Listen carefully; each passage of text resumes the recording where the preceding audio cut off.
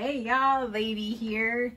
Hi, this is Inquisitive Seamstress. She's not Can't going by even say my word. Kaminoko anymore. Slash Kaminoko. She said slash. All We're the back names. with part 2. Now, we will say packing will be a whole separate entity. That's another video that's coming later on. But we're back in our con going series. This is part 2. We're going to mainly be touching on traveling, getting there, what to expect on day 1, that sort of thing. Yep. Okay. So, traveling, so the handy dandy checklist here. Traveling, you obviously got to figure out how you're going to get there. Either are you going to drive, are you going to fly? Depending on how far away it is. Yes. Usually I will fly into AWA. It's a 2-hour flight, and I will Uber from the airport to the hotel. Usually I'll meet my other friend who's flying in, and we may Uber together. That's also an option. If your hotel has a shuttle service, take advantage of it. Yes. They'll either shuttle you to the airport or to the convention center. Sometimes you have to reserve those ahead of time, so read the website. Pick a time that you're gonna meet your buddies, especially if they're the ones that their names on the room. Usually check-in time is at 3, and find out when you're gonna meet your people. I have several friends that live out of state, and we'll all like meet up at the hotel. We just have to pick a time. So that way everybody can put their bags in, put on their cosplay, and then you can all go and pick up your badges or whatever. Most hotels will have lobbies where you can just hang out if you need a place to just chill until you can get into your room. Right. Well, I don't know if they might have changed it because of pandemic times. That's true. So yeah, I forgot a lot of this stuff has changed, but most of it's still the same. But when you get into your room, I like to get some Lysol spray, and I spray everything. I don't like touching, bed sheet. I don't know. It's a weird thing with me. Like, I always feel like I need to bring my own pillow and my own blanket because I don't like touching the hotel stuff because I feel like it's not clean. So, as weird as that towels and sheets, they'll wash those in really hot water and bleach them. That's great. They do not usually wash the blankets. Yeah, I usually rip it off. Or the duvet covers, like they don't wash most hotels don't wash those very often. Yeah, thank you. That's exactly what I was going to say. That's why I said I'll rip that top thing off and I sleep in my hoodie. I have a sleeping hoodie. You can also request from the front desk. Usually there's no charge for it. You can request extra blankets, and those extra blankets are usually washed on a more regular basis. That's good to know.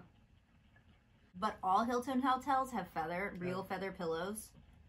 At least some of the pillows on the bed will be real feathers. And if you're like me, you may be allergic. Oh, I am too. You can call the hotel ahead of time if you're the person who's on the reservation and tell them that you need different pillows. In fact, if you're the one reserving, some hotels will even have, this might be nicer hotels, but some hotels will even have a separate feather-free floor so that you don't even have to worry about any of the bedding having... Yep. I like to sleep on my own pillow from home. There's been many a con. I would bring a sacrificial pillow and pillowcase because 9 times out of 10 I would forget to bring back the pillow when I left. We went to like Target or Walmart or whatever, and I bought, you can also get them online. You can actually get allergen pillow covers, and I literally put the pillow cover, like if I was like, I'm not sure, they think it's feather free, but I'm not sure. So I like cover the pillowcase with the extra allergen cover, and that just helps me sleep better. Yep. Yeah, so meet your friends, check in your room, clean your room. Then you can, I suggest you eat, maybe take a shower, take a little break. You should probably be in the car all day. Meet up with your friends, chill, go to the con and pick up your badges. There's a whole thing for if you pre-register, and there's a separate section if you have to purchase your badge. Some conventions, these are usually larger ones, but some conventions will even have an option where you can mail the badge. Oh yeah. Which is really nice because trust me, Oh, gosh. I don't think I've ever been to a convention that didn't have a long line for badge pickup. Yeah. That's another thing why I like pre-register. Usually the pre-reg line isn't as long as the... Yes, usually it's shorter. There's many a time I've seen the line snaking out the door, and I'm like, I would lock in like I was VIP. And like, oh, yes, I pre-regged. Yeah. Also, sometimes conventions will have pre-convention events. Like they might have a party or some kind of meetup that's like the day before. So if it's a 3-day weekend con, it'll be Thursday night, and you can actually pick up your badge then, and there'll be way less of a line. So highly recommend, if you can get your badge earlier, that's better. Like if you're going to a local con and you're only going to go for Saturday, still go and pick up your badge on Thursday. It's just going to be worth it. Okay, I'm back. I brought the badges. Oh, I have a large collection upstairs. Yeah, we well. So badges are kind of like you collect them. This is the one you from don't BlurCon. have to collect them. This is just something that BlurCon actually didn't give out badges this year. They actually gave out face masks, which was kind of cool. Nice, yeah. I had a face mask to match my outfit, so I just wore that one on my badges are usually cool. Like this is one for AWA. They usually have beautiful art. Sometimes there's even like contests. This one's from AwesomeCon that you can participate in if you're an artist. I have, yeah. And then I always buy a lanyard. Cons used to always give lanyards, but sometimes they don't anymore. So I usually, I was Ursula this year that I went to NecoCon. I think this has You may want to have like a special Oh no, yeah. I had so many, they stuck together. I was actually Ursula at this con, so I got an Ursula lanyard. But they, you can usually put like your name. I usually put my online handle, so I put Lady Ryu on there. This con actually made us put our phone number on the back, so in case you lost it, they would call you. Yeah. Which was kind of cool. But yeah. So most cons will require I found this is common where they will require you to put your real name on the back of the badge. Yes. But sometimes you can put like a nickname on the front, something like that. But wow, I forgot I had all of these. There's so many. Do not lose your badge. Don't lose your badge, because then in most cases, if you lose your badge, you're going to have to pay full price for it. Again. And if you pre-reg, it'll probably be even more than you paid for it originally. Yes. So, yeah. Some conventions, if they have rented out the entire space, you may not even be able to get in the door. Yes. Without the badge.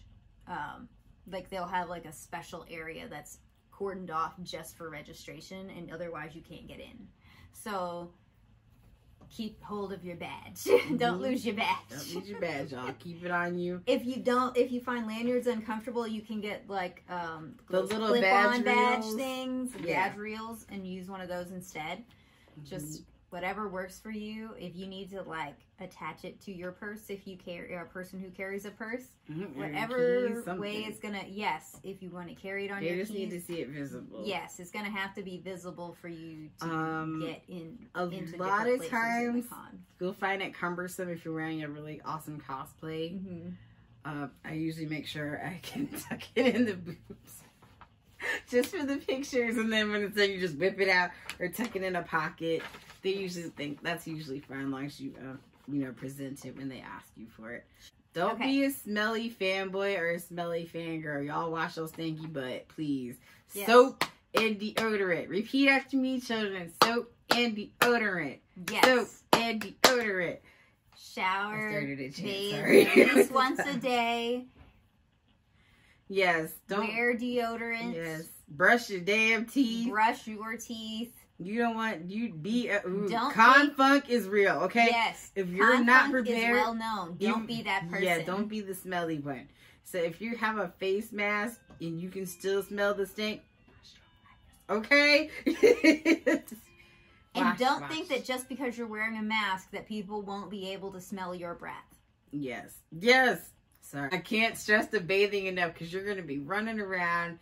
It may be hot outside, especially if it's a summer con. Oh my gosh. Remember BlurCon? We were sweating so bad. The next day, I wore less clothing. It was so hot. It was like the AC in the building was all. It was. So you're going to lose electrolytes. The other thing is, and we'll talk about this more drink when water. we get to Y'all the schedule. Stay hydrated. Yes. Drink water. Stay hydrated and eat at least 2 meals a day. Yes. Now, if you've never been to a con, you may be like, of course I'm going to eat. However, you're going to be fun. You're already having fun. You're going to be excited. You're going to be separate from your normal routine. And it may be really hard for you to remember. So we actually, one thing that I would do is I would actually carry snacks. Make trail mix. I'll put a video. Make trail mix. Yeah, it's a little harder to like sit in the back of the room and snack now when you're wearing a mask, but they'll usually be somewhere where you can sit and eat. As long as you're not crunching too loudly, you should be fine. Yeah, there should be like some kind of area where you can sit and eat. Yes, bring granola bars, Pop-Tarts. I'll make a list. Try to carry something that's relatively healthy. Because those things are going to help you also, again, not get sick. We can actually touch on the whole snack thing in the packing video. Okay. When we touch on we can talk about that That'll later. be a whole separate video, y'all. But we'll those are just basic things to keep in mind. Yes. If you've never been to one of these conventions, like I just was saying, the schedule, there's going to be a lot going on from the time when the con opens in the morning till the time it closes at night or early in the morning, depending on how late it goes. If it's a 24-hour con, there's going to be a lot of stuff going on the entire time. There's usually, even smaller cons will still, if it's not like a really tiny thing that's only in one room, it's going to have like 2 or 3 or up to like 5, 6, 7 different things going on at any single given time. So we highly recommend that you look at the schedule. Conventions will release their schedule at least a week ahead of time, sometimes a week and a half or even 2 weeks ahead of time. And often they will have an app that you can download. Download on your phone. The app on your phone. If you need to delete something else to make room for it, I know how that is when you... Oh, yeah. Make room for you can delete it when the weekend is over, but it's going to be so helpful to you. It's going to help you find the room numbers. Sometimes they'll have maps. And some of the more popular events, if you don't get there early and get in line, you're not going to be able to get in. Yes, like the cosplayer and the masquerade. Usually the line will be snaking around the building. Sometimes panels, depending on where you're going, like certain panels will actually be so popular that if you don't get in line early, you won't be able to get in because the room will fill up. Okay, Kamineko, please explain to the lovely people what a panel is. Yes, that's a good point. So, a panel is it's either going to be actually a panel of people who are sitting there talking about a specific subject, or it may be a person, it might just be one person or maybe 2 people who are giving some kind of presentation on a subject that's related to the convention, or possibly a workshop. Yes, there will also be workshops where you can, sometimes there will be workshops where you can actually like make a cosplay item or some sort of art. Those are really popular for kids, but they will also have things that are popular for adults as well.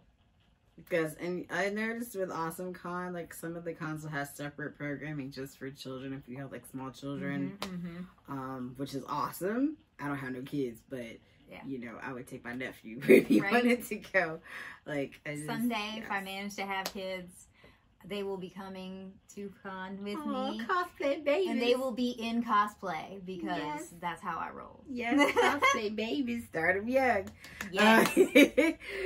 Train them up. A lot of these conventions and cons will have rules just like everywhere else you go. Make sure you follow them. The biggest thing would be the weapons policy. Yeah. Yes, you want to, cosplay as Ichigo and you want to have that cool ass screen accurate made out of steel. Don't do it. Make sure it's out of foam or wood, and make sure that it's even allowed. They don't even allow Nerf guns on a lot of them. Yep.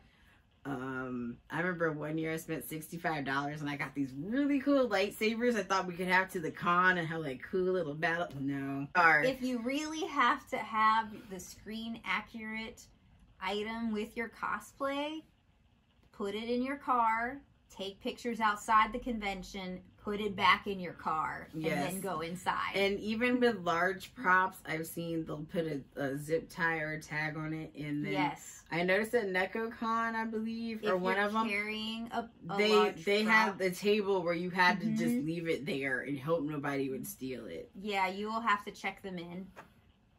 So that's something to keep in mind. If you're in a metropolitan area like we are, and you're going to, and you're like traveling on the metro, for instance, to get to the con, you want to check that weapons policy very carefully, because it's not like you can stash it in your car. Because if you have a fake gun and somebody mistakes it for a real one, you're going to be in trouble. Even if it's a water pistol. So exactly. Just, you know, follow all the rules. That covers that. Okay. They also, some cons will have cosplay policies. Most cons will let you wear almost anything you want. But check, because sometimes if they're more like family-friendly con, they may be a little more conservative about what you can just walk around and wear. So if you want to have your boobs out, that's fine. Sometimes it's nice to show off the girls. But just remember, in the daytime, when the sun's still out, there may be little 3 or 4 year olds running around, and you don't, you know, I'm sure their parents wouldn't, you know, appreciate you exposing their children to that. So like that kind of stuff, the way I see, I guess I want to say, I might sound like old fashioned here. If you're gonna wear something scantily clad, that's cool. Just like wear it later on in the day when there's less children. Usually at night there's like a rave, or they'll have like their 18+ panels for adults, and like the hentai rooms and all of that. With their more adult content later in the evening. Wear that then. I mean, I've gone to plenty of cons where I had plunging necklines, but I made sure it was later in the day. Yeah, okay. Oh.